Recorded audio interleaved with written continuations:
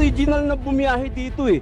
Hindi pa sementado tong karsadan to. Kami na bumibiyahe rito. At ito ang ibinuhay namin sa pamilya namin. Pero ngayon, ipasasakop nyo kami sa kooperatiba. Ipakonsolidate nyo kami. Upang magkaroon ng isang efisyente na pagtakbo ng mga sasakyan, ay sila ay mag-consolidate. Bigyan natin ng choice yung mga driver kung ano yung gusto nila. Bakit hindi nyo inisip na yung operation ang kinonsolidate ninyo? Eh kasi, hook, line, and sinker, yung minana ninyo na programa, hindi nyo naman pinag-aralan nung kayo'y napapwesto.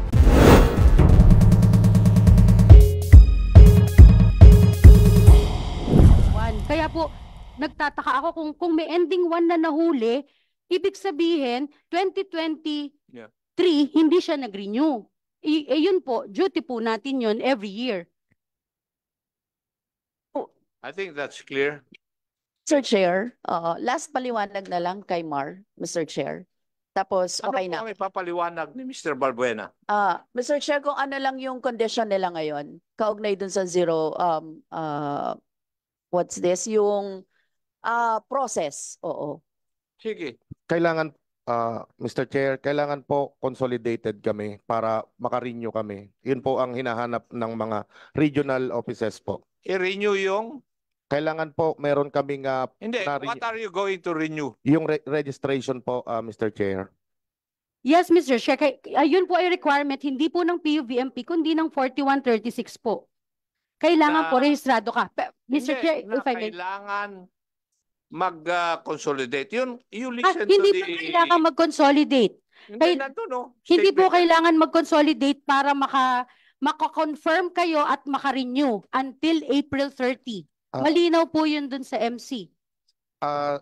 Noted po, Mr. Chair, try po namin today na makapagparehistro kung bibigyan po kami ng mare-register po kami ngayon. Kahit wala po kaming confirmation and unconsolidated kami, dapat po ma-renew kami today. Thank you, Mr. Chair. Yes.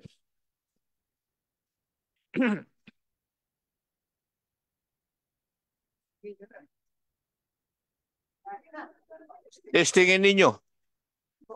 Yeah, opo, Mr. Chair, within the week, Mr. Chair. Today, pasasabihan ko na po. Thank you. Thank you, Mr. Chair. That's all po. The next interpolator would be the Honorable Ricardo Cruz. You have the floor, sir. Thank you, Mr. Chairman. Magandang umaga po sa ating lahat. Tulad po ng nasabi ni Mr. Chairman natin, Kong Akop, nagpapasalamat po tayo sa Pangulo sapagkat nagkaroon ng extension na 3 months. Sapagkat kung hindi, last day ngayon, bukas siguradong magulo na naman sa Pilipinas. Sa lansangan, ang mga pasahero, ang mga jeepney driver, huhulihin kung di nagkaroon ng extension. Pero ako po ay sumusuporta doon sa sinabi ni Kong Arlene na yung 3 buwan, nako, parang hinihipan po yan. Napakabilis niya, sandali lang yan. At sigurado magulo na naman tayo sa April. Ang katanungan lang po sa isip ko, naunawaan ko po yung mga original na bumibiyahe ng jeep. Yung mga tunay na may prangkisa na ipinamana pa sa mga anak, sa mga apo, ang jeep nila para ipagpatuloy ang pagbuhay sa pamilya nila sa pamamasada ng jeep. Paano po ngayon sila na hindi nag-consolidate at ayaw pasakop sa kooperatiba? Hindi ba sila po pwedeng magkaroon, mag-individual tulad naman po ng dati nating ginagawa? Dahil kami po ay may jeep din nung araw. May prangkisa kami, nagpaparehistro kami. Hindi ba po pwedeng gano'n na lang uli ang gawin namin? Total konti na lang yan. At marami na nag-consolidate. Ilan na lang naman ang hindi nagko-consolidate dahil may prinsipyo sila. Meron silang ipinaglalaban na kami ang original na bumiyahe dito eh.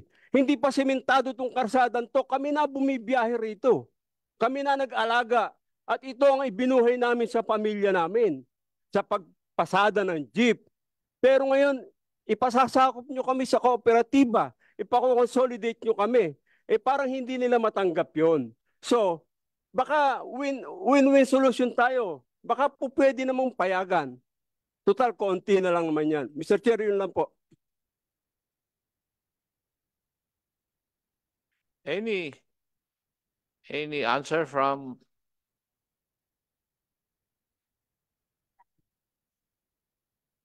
Mr. Chair, if I may, Mr. Chair, yun po, katulad po nung nabanggit kanina, yun pong industry consolidation ay nananatili po na requirement ng PUVMP, now PTMP po, nung modernization program.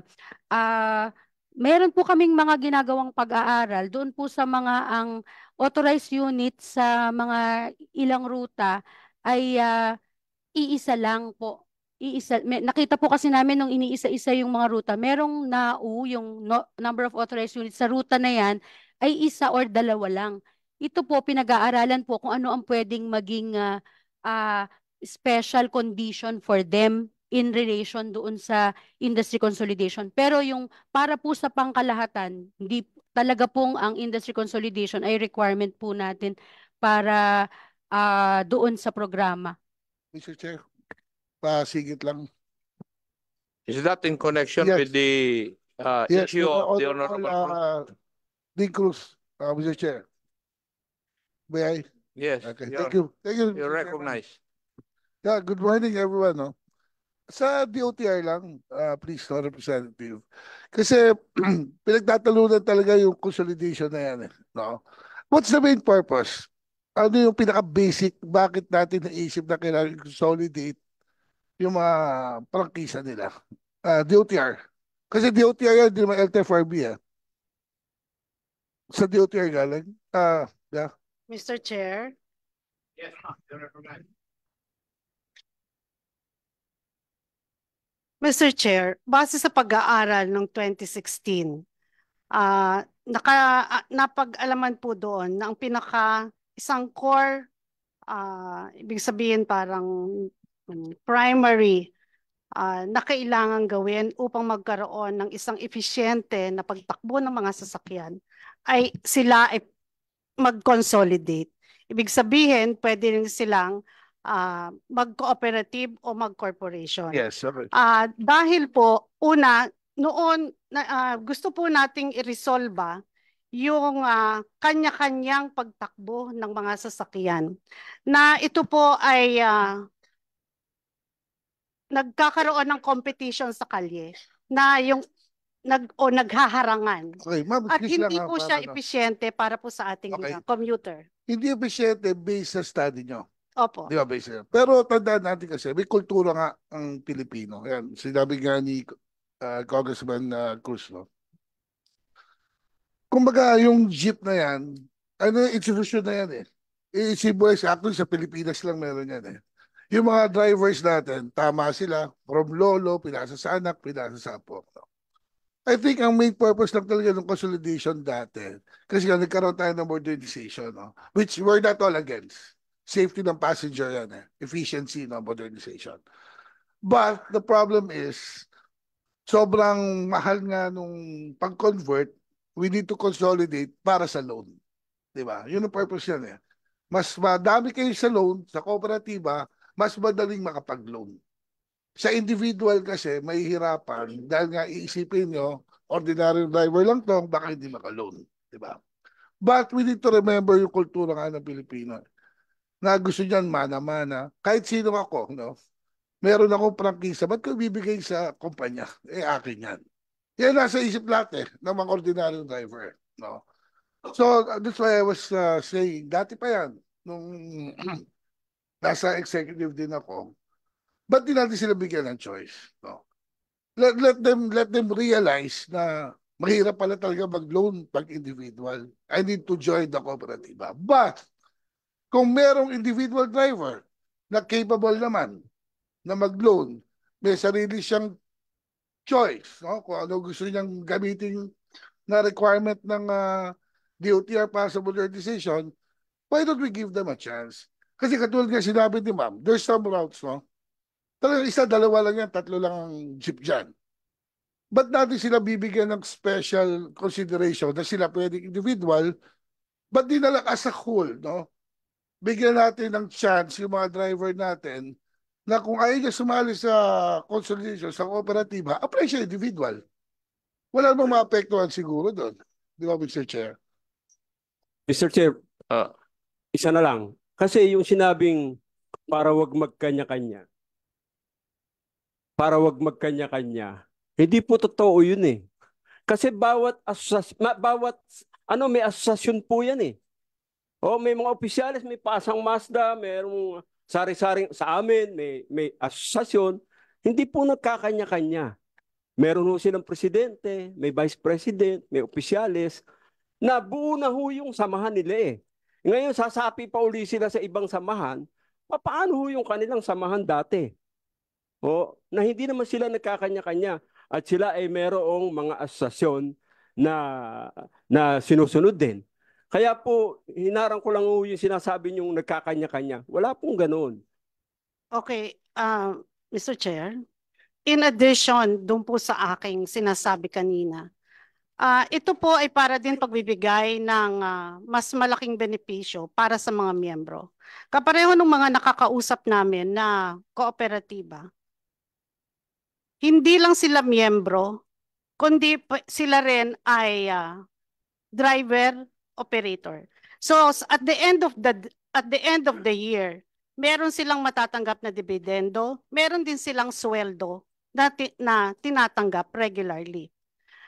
Ang isa po pong benepisyo kung bakit gusto natin silang nagsasama-sama is because yung pong pagbili ng bulk ng mga pyesa, ng fuel, pwede po silang mag-negotiate dahil sila ay grupo. Marami po sila. Makakatipid po sila sa mga spare parts sa fuel. At ito po yung pinakamalaking hinaharap na ginagastos ng ating mga nag-ooperate ng Mr. Chair, ng mga ma'am, para lang hindi kayo motor vehicle. Sandali lang. Yes, boss. Nag-interject ka lang eh. Yes, sir. So, kindly make it short and simple. Yes, sir. Last. Thank Mr. you. Chair. Sige, ikaw muna. Sandali lang eh. Yeah, ma'am, sabi ko nga, yung idea nyo ng consolidation, hindi naman natin pinagtatalunan kung pangit o maganda. Bigyan natin ng choice yung mga driver kung ano yung gusto nila.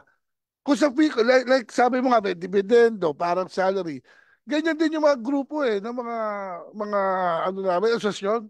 May monthly yan, tapos dividendo rin sila every year. Di ba? I mean, bigyan natin sila ng choice. Huwag natin ipilit lagi na ito yung maganda para sa inyo. So maganda, subukan natin sila, mag-apply sila, nakita nila, mas maganda pa rin yung kooperatiba, that's the time na sumali sila. Pero kasi hindi mo talaga pwedeng makontra yung tradisyon ng mga, karamihan ng driver na kakusap ko ganyan. Ba't kami pinipilit? Sanay na kami sa ganito. So, nandun pa rin yung goal nyo na modernization, iba lang yung means para ma-achieve natin. Kumbaga lahat masaya. Yun lang, ma'am. Pag-aralan nyo lang. Mr. Chairman, in relation to... Sandali. You haven't been recognized yet. yeah, I know, Mr. Chair. If I may... Pwede ba? Pakipatay lang yung mic. Yan. Para Can I be marinig allowed- natin yung magandang boses ni Honorable Fernandez. ayun, thank you for... You have the floor. Thank you so much for recognizing me, Mr. Chair. In relation to Yusek Lontok pronouncement that yung pong na-consolidate natin na bumibili ng mga bagong mga modernized na vehicles ay mas magiging efficient yung pagbili nila ng mga pyesa for the members of the cooperative. But in relation to what is the existing setup of the jeepney drivers, mas nakakamura ba sila sa ganon or mas mura yung dating ginagawa ng ating mga jeepney drivers? Kasi if you can recall, no, for so many years, 20 years, 30 years, 50 years, yung mga drivers natin ay sila na mismo nagpapagawa ng kanilang mga sasakyan and they survive. As a matter of fact, talagang tumatagal yung kanilang mga sasakyan. But nowadays, we heard, and it was been confirmed by this committee that yung mga sasakyan ay laging sira. So it will double the expense that being experienced by these drivers. Kung sinasabi natin nakakamura tayo ng pagbili ng mga pyesa because we are consolidated and we can have a much room for bargaining for those prices, is it right to assume that why these people are complaining so much? I think it doesn't make sense. Prudence dictates that these people, these drivers, ay mas nakakamura sila with regards sa pag-purchase ng kanilang mga pyesa. And in that sense, Mr. Chairman, I would like to ask yung mga drivers natin, mga operators natin, comparing to the existing value of trying to maintain your vehicles, saan tayo mas nakakamura? We have to be knowledgeable on this issue. Because kung sinasabi ni Yusek Lontok na mas makakamura kayo with this, is it true? So, tanong sa inyo, sa mga drivers, mas nakakamura ba tayo sa pagbili ng mga pyesa ngayon or kung consolidated tayo? Mr. Chair. Hindi naman kailangan ng sagutin yan ng mga drivers. Kasi ang presyo ngayon ay 2.4 up to 2.8 million ang bawat sasakyan. See? Francisco, 985,000 pesos. More or less ang sinabi nila nung first hearing. So, doon pa lang. That's the reason why, Mr. Chairman, I was aghast with the answer of Yusek Lontok Okay. that consolidating one group, it will make us more cheaper to buy the maintenance of the equipments. But in all reality, we all know na hindi. Mas lalo nahihirapan yung ating mga drivers. So, I think, don't lie in this investigation because we all know the real story because we are going into the grassroots and finding the problems.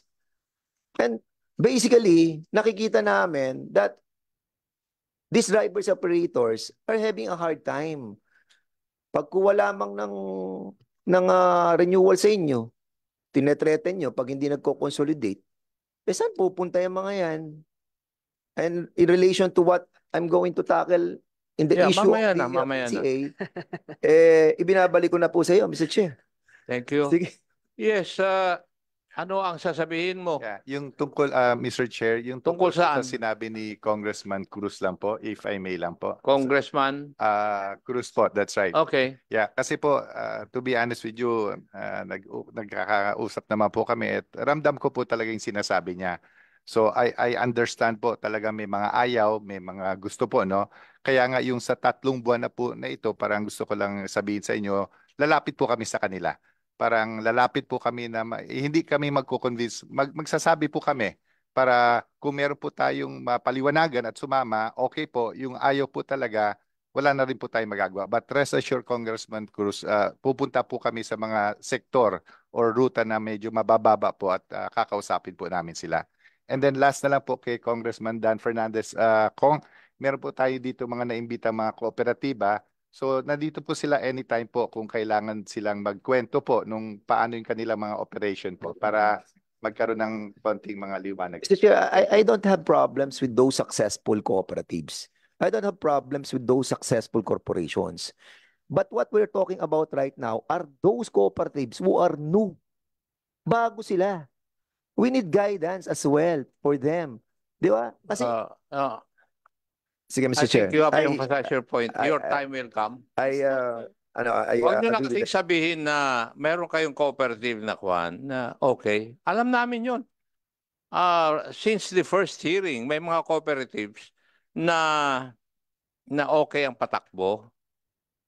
Yes, but they have been there for more than 30 years. Yun ang findings namin eh. Ang sinasabi ni Honorable Fernandez are those cooperatives you have been consolidating and forming. Kasi, if you remember dun sa first hearing, dun sa ginagawa ninyo, may mag-i-sprout na panibagong problema. And it is happening now.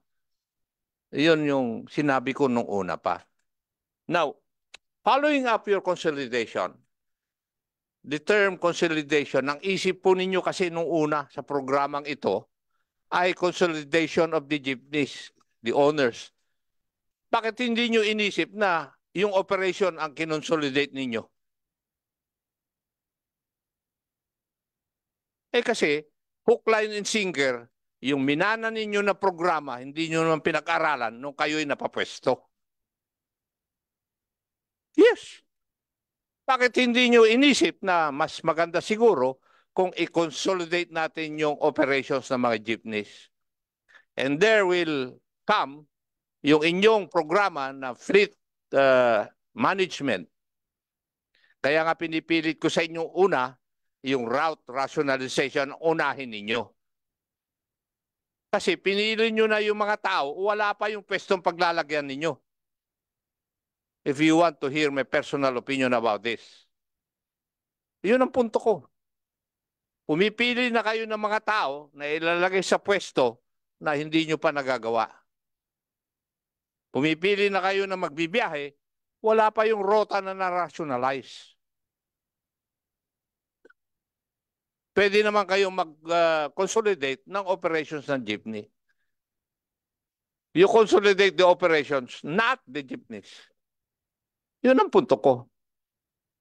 And you, Sec. Yebra, you know that there were consultants of your boss that came to my office.